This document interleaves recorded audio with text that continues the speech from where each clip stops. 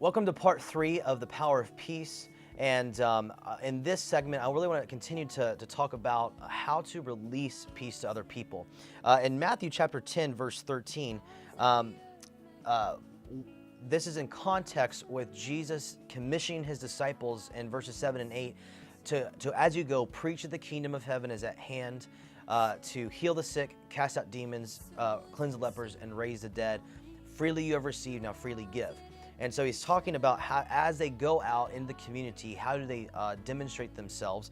And so in verse 13, it says, if the house that you find is worthy, give it your blessing of peace.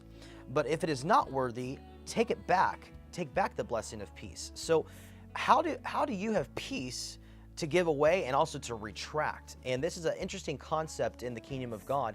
And really, it's not about our peace, it's the peace of God that rests in our lives. It's through relationship with God, Him being the Prince of Peace and the God of peace, heaven itself being a place of peace, that the more that we get closer to God, the more that we get accustomed to His kingdom and His Spirit, a natural byproduct is that peace should be exuding our lives.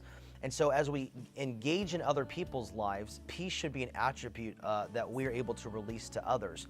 An example of this is when I was in Mozambique, I got a chance to interview a man named Pastor Don Wecky. And this is one of the key leaders for Iris Ministries with Heidi and Roland Baker.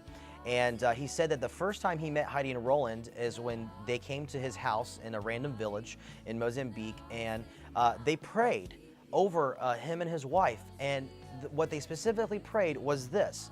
In Matthew 13, they blessed them with the power of God's peace. That was it. There was no impartation experience. There was no ecstatic experience. It was just a general prayer of peace. But him and his wife took that and harnessed that as like, we have a blessing of peace from Mama Ida and Papa Roland. And since that day, the Don Weckys have raised 5 people from the dead. They've seen demons cast out of people. They've seen insane individuals come into right order in their mind because they have an understanding of the supernatural power of peace. So I want to bless you today with peace.